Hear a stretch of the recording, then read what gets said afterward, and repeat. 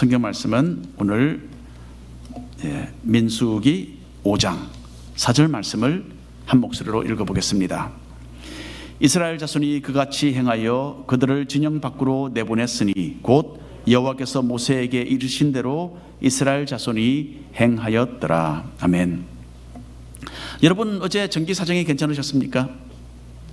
어떤 분들은 전기가 나갔고 어떤 분들은 정전이 되지 않았는데, 여기 만호와 동네는 아주 많이 문제가 있었습니다. 그래서 오늘 새벽에 전기가 다시 들어온 것 같아요.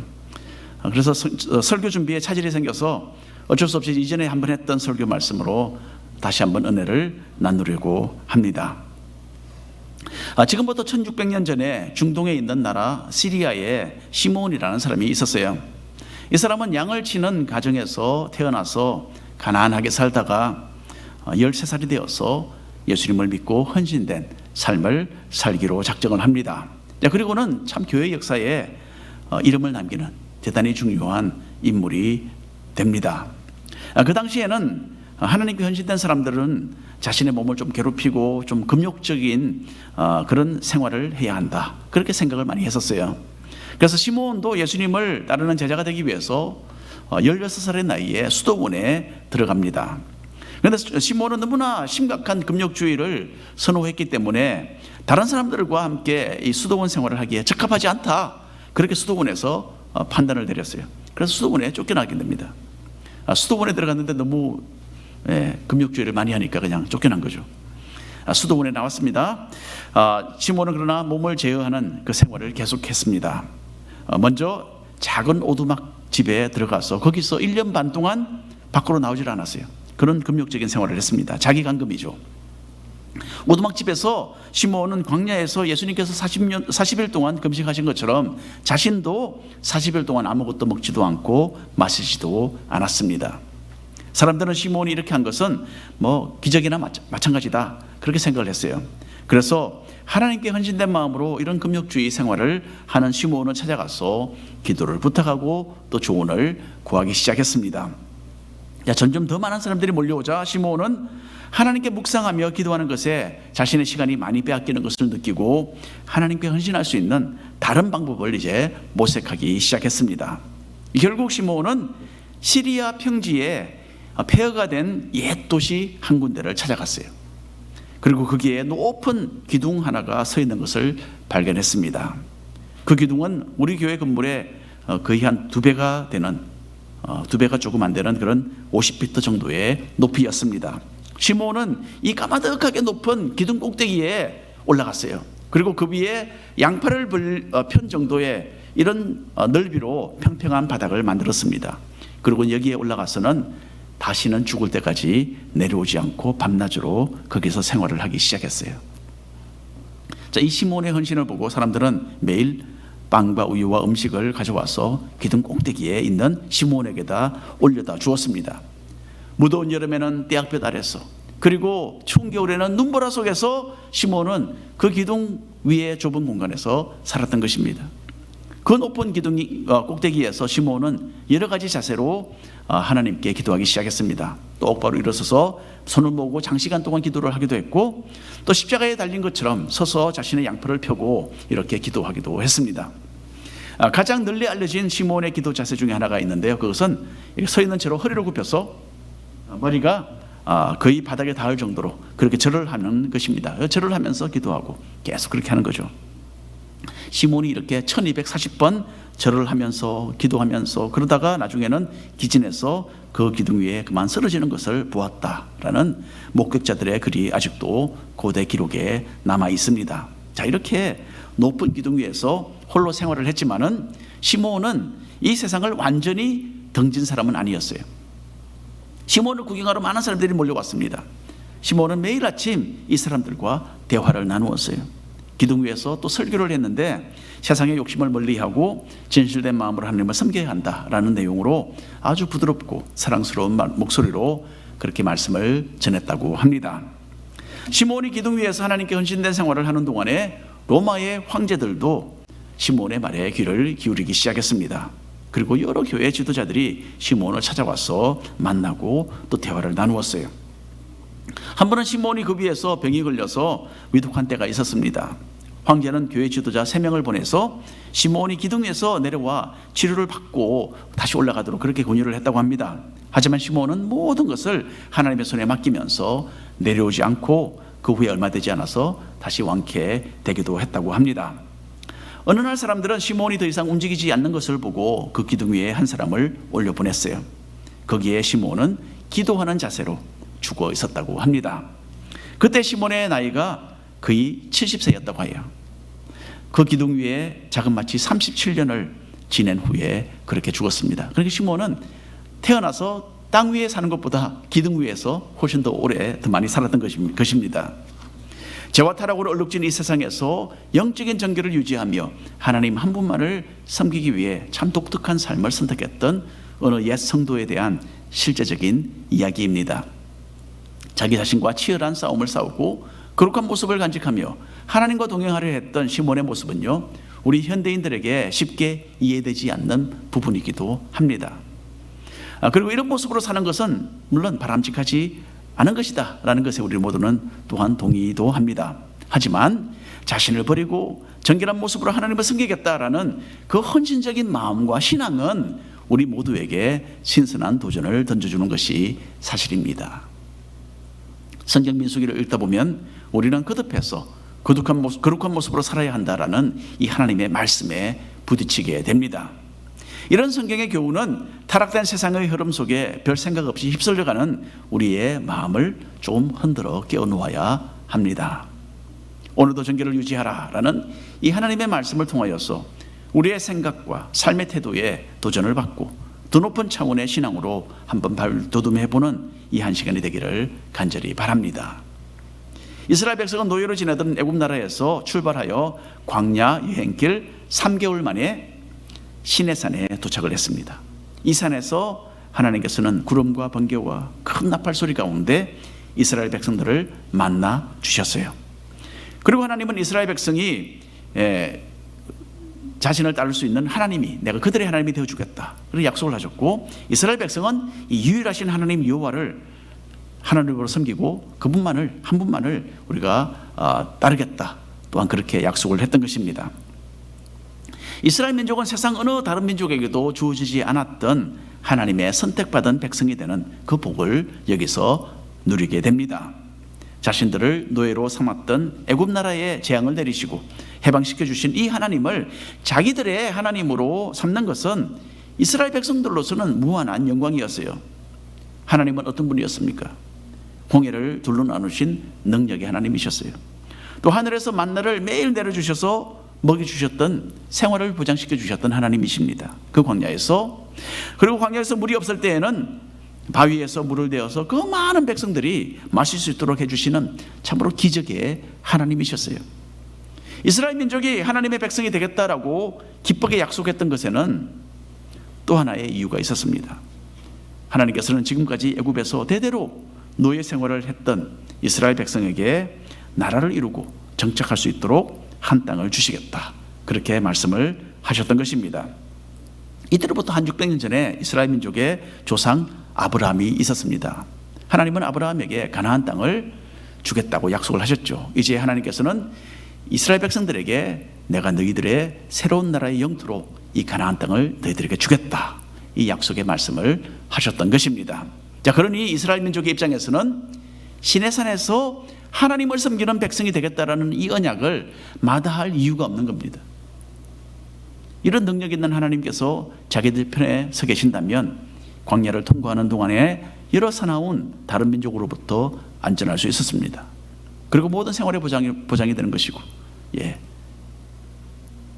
굶주림도 또 목마름도 없는 그런 생활을 할 수 있는 거죠. 그리고 또한 젖과 꿀이 흐른다고 말할 정도로 기름진 그 가나안 땅을 얻는 것은 지금까지 노예로서 나라가 없는 민족으로 살던 이스라엘 민족에게는 그야말로 꿈과 같은 축복의 언약이었던 것입니다. 그러니까 어떻게 이것을 마다하겠습니까? 자, 그런데 한 가지 문제가 있었어요. 자기들에게 다가오셔서 나타나셔서 애굽 나라의 종살이에서 해방시켜 주신 이 하나님은 거룩하신 하나님이셨어요. 그 당시에 여러 다른 민족들이 섬겼던 수많은 신들과는 달리 하나님은 자신의 백성들로부터 영적인 순결을 요구하셨습니다. 그리고 이스라엘 민족은 영적인 정결을 유지하기 위해 사랑하는 가족이라도 한동안 진영 밖으로 내보내야만 하는 이런 어려운 결정들을 내려야만 했던 것입니다. 오늘 본문 말씀이 있는 9절 다시 한번 읽어보겠습니다. 민수기 5장 2절부터 4절까지 말씀 한 절씩 나눠서 읽겠습니다. 이스라엘 자손에게 명령하여 모든 나병 환자와 유출증이 있는 자와 죽음으로 부정하게 된 자를 다 진영 밖으로 내보내되 그들의 진영을 더럽히지 하지 말라. 내가 진영 가운데 거하느니라 하시매 함께 읽겠습니다. 이스라엘 자손이 그같이 행하여 그들을 진영 밖으로 내보냈으니 곧 여호와께서 모세에게 이르신 대로 이스라엘 자손이 행하였더라. 여기서 하나님께서는 종교적인 부정함에 대하여 다루고 계십니다. 거룩하신 하나님께서는 자신이 용납할 수 없는 몇 가지 일을 여기서 지적하시면서 이런 일로 부정한 사람들을 진영 밖으로 먼저 내보내야 한다라고 명령하셨습니다. 자, 우리 현대인들로서 이런 명령은 우리에게 쉽게 이해가 되지 않는 참 어려운 성경 말씀입니다. 하지만 그 당시 사람들의 사고방식을 고려하게 된다면 하나님의 말씀에 타당성이 있다라는 것을 우리는 곧 알게 될 것입니다. 먼저 하나님께서는 거룩하신 성품이 있다라는 것을 우리의 마음에 기억해 두는 것은 우리 신앙인들에게 참으로 중요합니다. 하나님은 산타 할아버지처럼 언제나 호호호 하고 웃으시면서 우리가 좋아하는 선물만 안겨주시는 분이 아니신 거죠. 물론 상상할 수 없는 그 사랑으로 무한하게 우리를 사랑해 주시는 분이십니다. 지난주는 성탄주일이었잖아요. 자신의 독생자를 이 세상에 보내셔서 죽게 하시기까지 우리를 아끼시고 귀하게 여기시는 좋으신 하나님이십니다. 하지만 또한 동시에 하나님은 거룩하신 분이세요. 죄인들은 우리가 정결하게 되지 않는다면 이 거룩하신 하나님을 가까이 하면서 결코 무서워할 수가 없습니다. 하나님은 활활 타오르는 불꽃같이 순결하고 거룩하신 분이시기 때문입니다. 지금부터 한 300여 년 전에 만류인력의 법칙을 발견했던 아이작 뉴턴이라는 영국의 과학자가 있었습니다. 한 번은 뉴턴은 시험 삼아 햇빛을 잠시 맨눈으로 쳐다보았다고 합니다. 그런데 그 빛이 얼마나 강렬했던지 그만 눈의 망막에 손상을 입고 말았어요. 그리고 얼마 동안 앞을 볼 수 없게 되었습니다. 뉴턴은 집에서 문을 걸어 잠그고 커튼을 치고 모든 빛을 차단시켰어요. 너무 괴로워서 그렇겠죠. 이렇게 해서 완전히 어두운 방에서 생활을 했지만은 그 망막에 남겨진 햇빛의 밝은 형상은 3일 동안이나 지워지지 않았다고 합니다. 그리고 그 밝은 빛 때문에 그 기간을 소경으로 지냈어요. 아마도 그 햇빛을 조금만 더 오랫동안 들여다보았다면 뉴턴은 완전히 실명하고 말았을 것입니다. 인간의 눈은 인체에 있어서 가장 훌륭하게 완벽하게 만들어진 부분이죠. 가장 정교한 곳이 바로 우리의 눈입니다. 하지만 해의 그 밝은 빛을 직접 들여다볼 수는 없는 참 연약한 기관이죠. 하나님의 밝은 영광과 거룩하심은 해와는 태양과는 비교도 할 수 없이 무한하게 더 강렬하십니다. 이런 하나님을 우리는 감히 함부로 대할 수 없는 것이죠. 눈과 같이 정결하시고 태양처럼 맹렬하게 순수하신 그 하나님이십니다. 출애굽기에서 이스라엘 민족은 시내산에서 이렇게 거룩하신 하나님을 가까이 만나고 그분의 음성을 듣고 그분과 함께 언약을 맺는 이 엄청난 일을 이제 앞두고 있는 겁니다. 그래서 시내산에서 이스라엘 백성들과 언약을 맺기 전에 하나님은 자신이 어떤 하나님이신지를 백성들에게 미리 설명해서 준비시켜 주고 계시는 것입니다. 오늘 출애굽기 말씀을 우리가 읽어보겠습니다. 한 절씩 나눠서 읽겠습니다. 여호와께서 모세에게 이르시되 너는 백성에게로 가서 오늘과 내일 그들을 성결하게 하며 그들에게 옷을 빨게 하고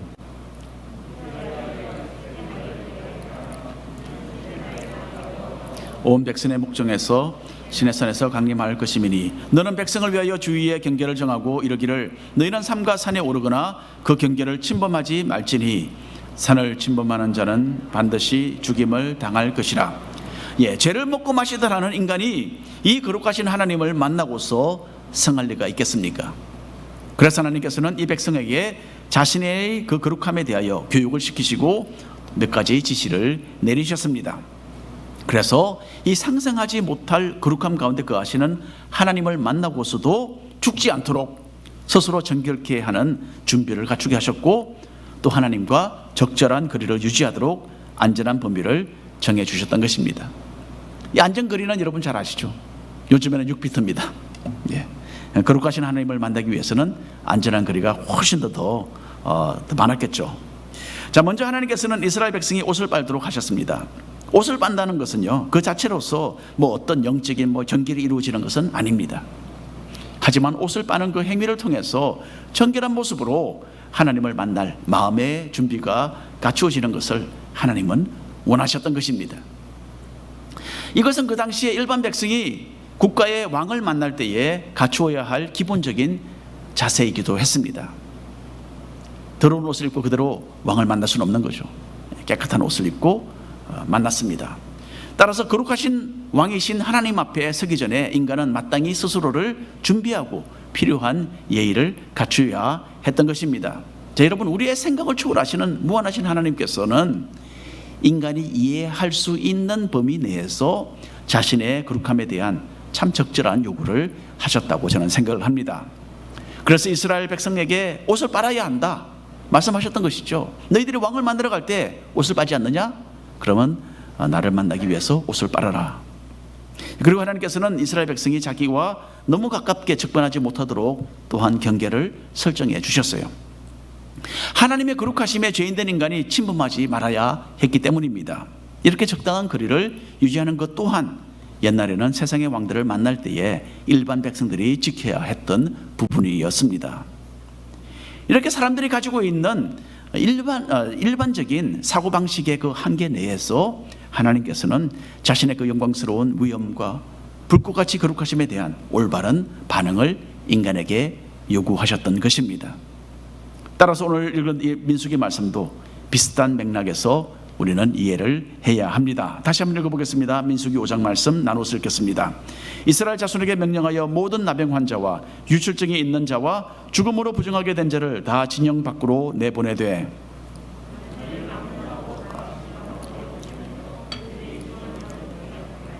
내가 그 진영 가운데에 거하느니라 하시매 함께 읽겠습니다.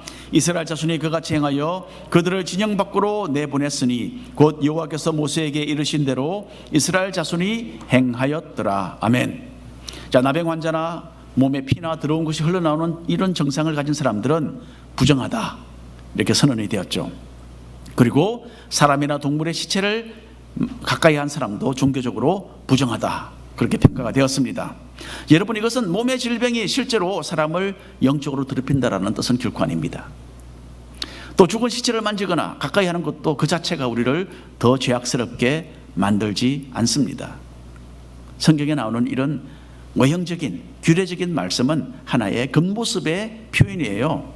하나님께서는 그 당시 사람들의 사고방식에 따라서 부정하다라고 인식되었던 그 부분들을 규례로 정하셔서 이스라엘 민족이 하나님 거룩하신 줄을 느끼도록 몸소 경험하도록 그렇게 교훈을 하셨던 것입니다. 거룩하신 하나님께서 실제로 자신의 그 완전하신 기준대로 요구를 하셨더라면 하나님의 성막이 있는 그 진영에는 어느 누구도 가까이 다가가지 못했을 것입니다.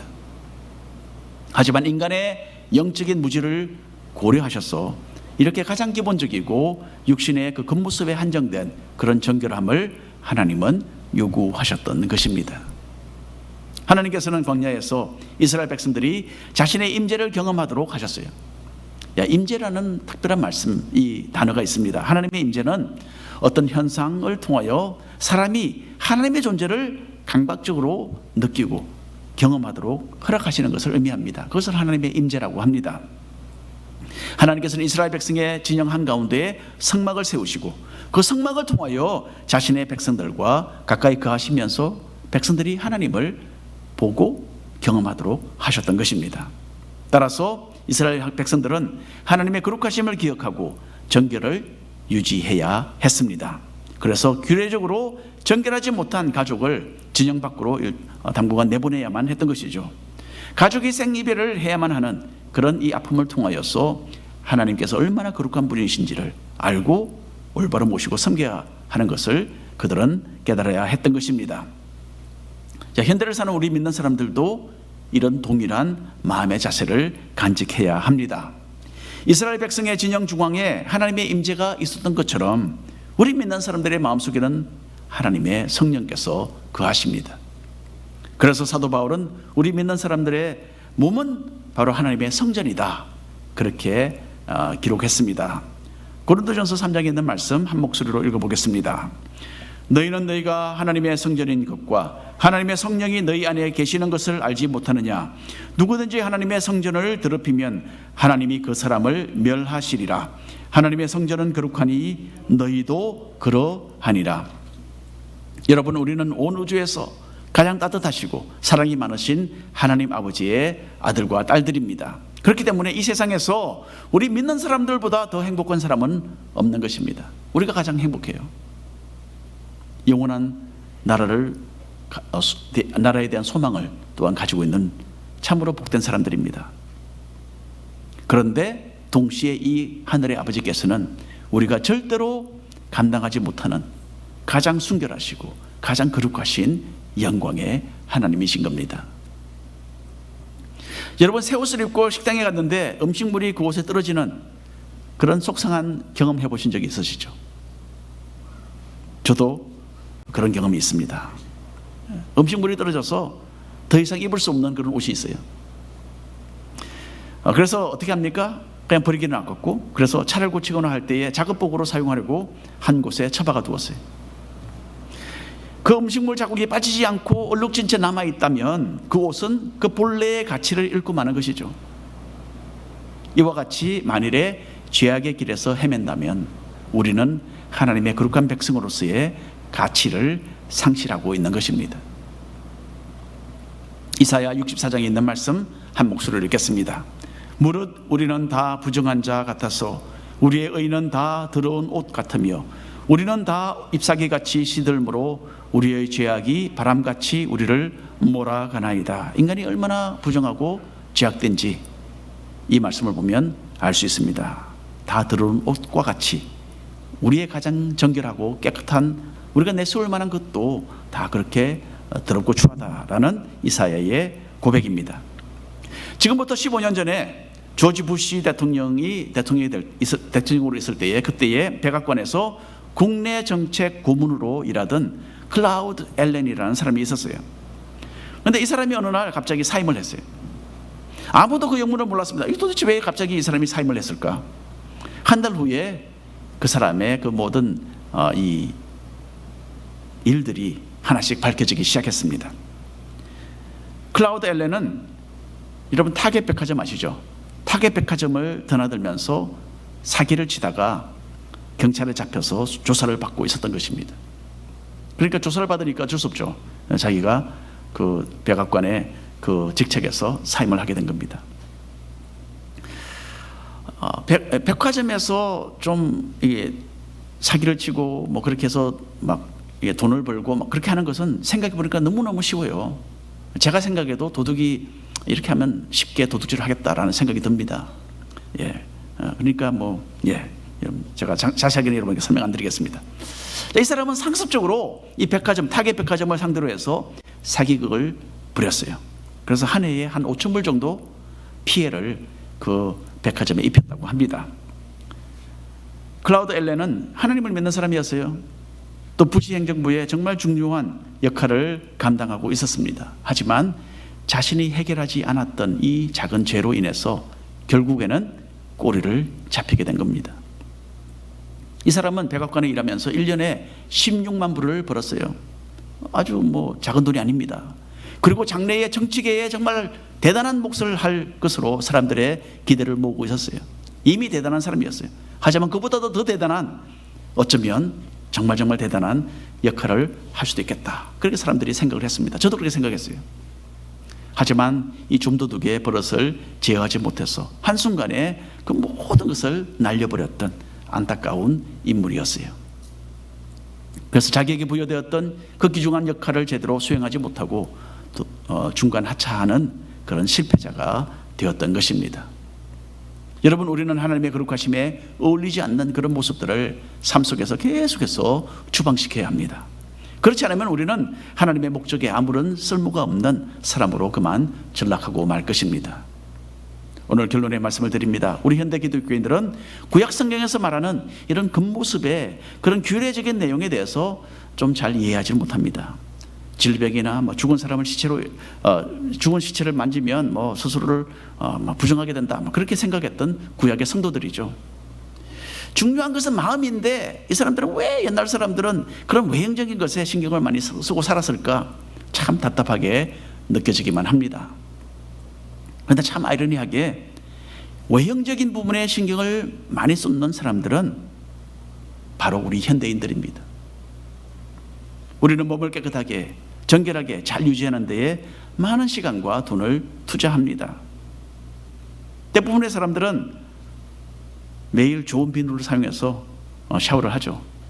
저는 옛날식으로 그냥 그 비누를 쓰는데 어떤 분들은 이렇게 눌러서 그런 걸로 이렇게 더 좋은 걸로 씁니다. 또 아주 비싼 샴푸로 머리를 감죠. 저는 급하면 저는 그냥 비누로 감는데 샴푸를 씁니다. 그 후에는 또 샴푸도 모자라서 아주 컨디셔너로 이렇게 다시 이렇게 해서 또 얼마 조금 또 기다렸다가 다시 머리를 다시 씻고 이렇게 신경을 많이 쓰잖아요. 그것뿐입니까? 옷도 우리는 매일 갈아입습니다. 저는 이틀에 한 번 갈아입습니다. 바지는 이틀에 한 번, 위에 옷은 하루에 한 번, 매일 갈아입어요. 옛날 사람들은 옷을 매일 갈아입지 못했어요. 옛날 사람들은 옷은 있으면 한두 벌밖에 없었어요. 그러니 어떻게 그걸 매일 갈아입습니까? 입으면 한두 달을 그렇게 쭉 입겠죠. 여러분, 우리는 이전에 살았던 왕들보다도 더 편안하고 깨끗하고 좋은 옷을 입고 삽니다. 그리고 이전 시대 사람들보다 더 깨끗하고 아름답게 우리의 모든 몸을 가꾸고 생활을 해요. 여자분들은 화장에 신경을 참 많이 쓰잖아요. 그렇죠? 남자분들도 나름대로 각자의 스타일을 중요하게 여깁니다. 그런데 우리가 정말 마음을 쏟아야 할 그 부분은 무엇입니까? 이런 외면적인 부분이 아니라 내면적인 부분이죠. 우리의 모습입니다. 내면의 모습이죠. 우리는 우리의 영을 거룩하고 정결하게 유지하는 데에 이만큼 신경을 쓰지 않습니다. 이전 시대의 사람들과 다름없이 우리의 심령도 이렇게 깨끗해야 되는데 우리의 심령의 깨끗함보다는 육신상의 정결을 더 많이 생각하는 그런 오류를 우리 또한 범하고 있는 것입니다. 세상의 온갖 지저분한 것이 우리의 눈과 귀를 통해서 들어오지만은 우리는 그 심각성을 제대로 느끼지 못하는 그런 우둔함이 있는 것입니다. 이제는 하나님께서 용납하지 못하시는 영적인 부정함을 하나씩 떨쳐버릴 때가 되었습니다. 2020년도를 떠나보내는 이 시점에서 우리를 부정하게 만드는 크고 작은 죄들도 하나씩 뽑아서 던져버리시는 우리 모든 성도님들이 되시기를 바랍니다. 그리고 예수님을 믿는 우리는 이 영적인 부정함에서 영적인 정결함으로 전환하는 길도 있다라는 것을 잊지 말아야 합니다. 예수님의 십자가의 은혜죠. 요한일서 1장 9절 말씀 함께 읽어보겠습니다. 만일 우리가 우리 죄를 자백하면 그는 미쁘시고 의로우사 우리 죄를 사하시며 우리를 모든 불의에서 깨끗하게 하실 것이요. 하나님의 약속의 말씀입니다. 우리의 몸은 거룩하신 하나님의 성령께서 임재하여 계시는 성전이라는 것을 기억하고 기도와 회개로 마음을 늘 정결함으로 유지해 나가시기를 바랍니다. 또 하나님의 거룩하심에 올리지 않는 그런 모습들을 하나씩 삶 속에서 추방시키시고 하나님의 백성답게 변화되어 가시기를 바랍니다.